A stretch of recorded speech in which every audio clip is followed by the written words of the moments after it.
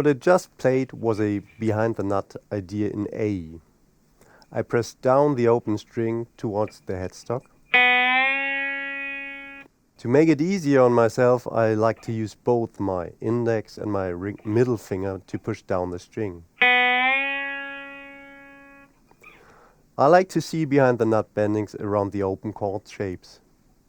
If I fret a note in my open voicing in the 2nd fret, I can bend that open string up a whole step. By doing that, I bend notes from the scale up to the chord tone. This was a behind the nut bending idea in A. I bend the B from the A major scale up to the C sharp, which is the 3rd of the A chord. Let's take a look at the open chords and see the possible behind the nut bendings. This is an open A chord. I fret 3 notes in the 2nd fret, so I can bend those 3 open strings up a whole step when playing over an A chord.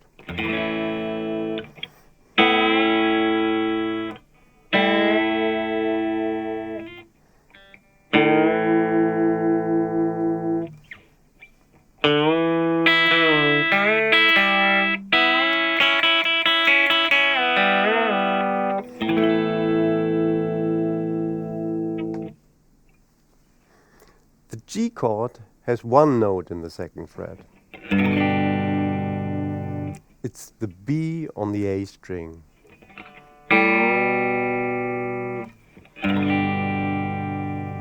So here's a behind the nut bending idea in G.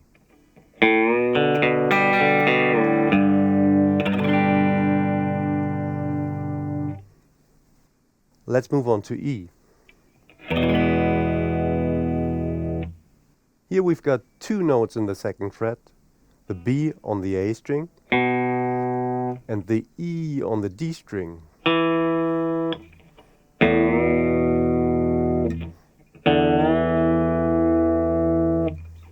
Let me play a lick that utilizes these bendings.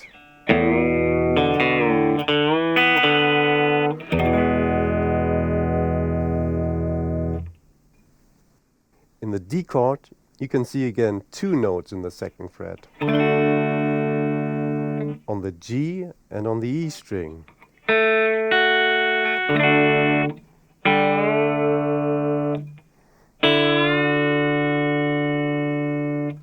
So here's a little idea.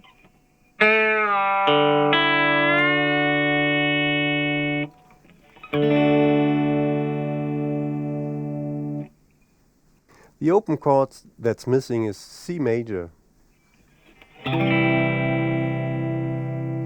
Here we've got an E on the D string, so I can use that for behind the nut bendings.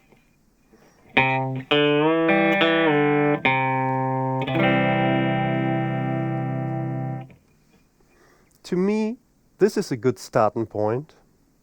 After mastering this technique, you can also experiment, for example, with playing half steps or minor third bendings.